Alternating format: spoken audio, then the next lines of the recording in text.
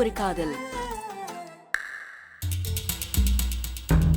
அப்படின்னா இதுக்கு பின்னால வேற யாரோ இருக்காங்க. அவங்க கடத்த சொல்லிதான் இந்த ரவுடி பசங்க உன்னை கடத்த வந்திருக்கானுங்க.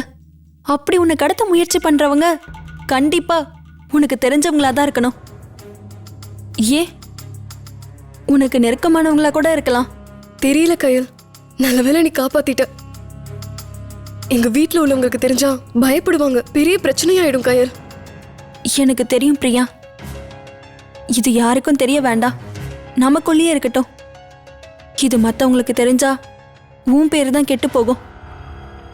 இந்த கல்யாணமே நின்னாலும் நின்னுடும். அப்புறம் உங்க அப்பா அம்மா மனசு உடைஞ்சு போயிடுவாங்க பிரியா. அதனால இதை வெளியே தெரியாம பாத்துக்கிறது தான் நல்லது.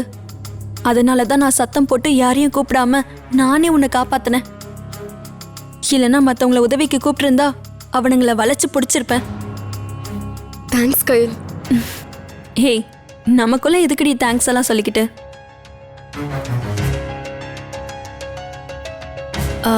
பிரியா, நான் உன்னை கேட்டா நீ தப்பா நினைக்க மாட்டியே? என்ன கயல், நான் எதுக்கு உன்னை தப்பா நினைக்க போறேன்? நீ என்னோட வெல் விஷர். நீ எது செஞ்சாலும் என்னோட நல்லதுக்காக தான் இருக்கும்.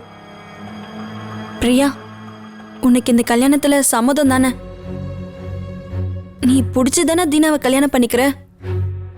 இல்ல உன் அப்பா அம்மா சம்மதத்துக்காக ஒத்துக்கிட்டியா? ஒன்னு கேட்கலாமான்னு நிறைய கேட்டுட்டியே. நான் கேட்டது ஒண்ணுதான் பிரியா, அதையே தான் வேற வேற மாதிரி கேட்டேன், அவ்வளவுதான். சொல்லு, உனக்கு இந்த கல்யாணத்துல சம்மதம் தானே? சம்மதிச்சுதான் நான் இந்த கல்யாணத்துக்கு ஒத்துக்கிட்டேன் கயல். இதுல உனக்கு என்ன சந்தேகம்? இந்த கல்யாணத்துல விருப்பம் இல்லாதவங்க யாரோ இருக்காங்க பிரியா. அவங்க தான் இப்படி உன்னை கடத்த முயற்சி பண்ணிருக்காங்க. உன்னை இப்படி கேட்டா அதுல இருந்து ஏதாவது தெரிய வருமானு தான் கேட்டேன். சரி, நீ எதுக்கும் கவலைப்படாத. உனக்கு எந்த பிரச்சனையும் வராம நான் பாத்துக்கிறேன். உன் விருப்பப்படி இந்த கல்யாணத்தை நடத்தி வைக்க வேண்டியது என் பொறுப்பு.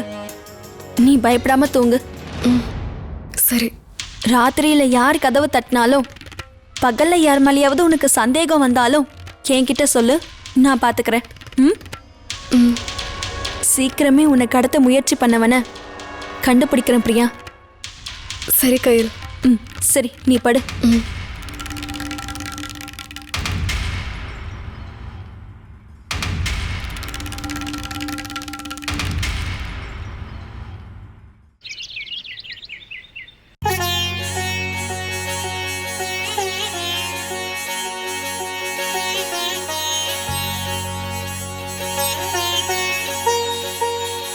என்ன முத்தழகு, நேரம் ஆயிட்டே இருக்கு, இன்னுமா பொண்ணு ரெடி ஆகுது? சீக்கிரம் வர சொல்லுமா. உள்ள ரெடி ஆயிட்டு இருக்கா, இப்ப வந்துடுவா. சரி சரி.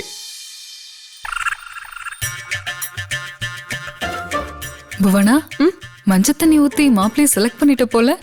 என்கிட்ட ஒரு வார்த்தை கூட சொல்லல பாத்தியா? மாப்பிள்ள மஞ்சள் தண்ணியா? என்னடி உளர்ற?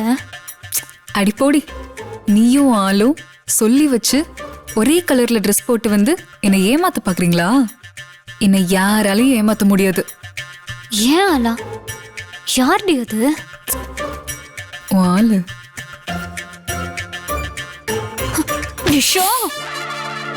சரி சரி புவனா, அமைதியாரு. சொல்லிக்கிட்டே இருந்தா எப்படிமா? போய் பார்த்து கூட்டிட்டு வாமா. சின்ன பிள்ளைக்கு என்ன தெரியும்? அவங்க அவசரம் தெரியாம பொறுமையா ரெடியாகி நின்றுட்டு இருப்பாங்க.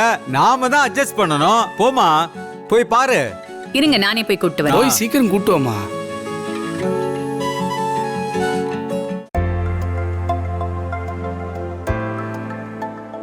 ஆமா, அரசியல் எதுக்கு பேர் எழுத சொல்றாங்க? இது என்ன சம்பிரதாயம்? இது எங்க கல்யாண முறையில செய்யறது வழக்கம். மாப்பிள்ளை பொண்ணு பேரையும் பொண்ணு மாப்பிள்ளை பேரையும் எழுதணும். விஜயதசமி அன்னைக்கு பள்ளிக்கூடத்தில் சேர்க்கிறப்ப குழந்தைங்களை இப்படி தான் அரிசி நெல்லில் பேர் எழுத சொல்லுவாங்க. பார்த்துருக்கீங்களா பிரதர்? ஆமாம், நான் கேள்விப்பட்டிருக்கேன். படிப்பு ஆரம்பிக்கிறதுக்கு முன்னால் இப்படி பேர் எழுதுவாங்கன்னு சொல்லுவாங்க.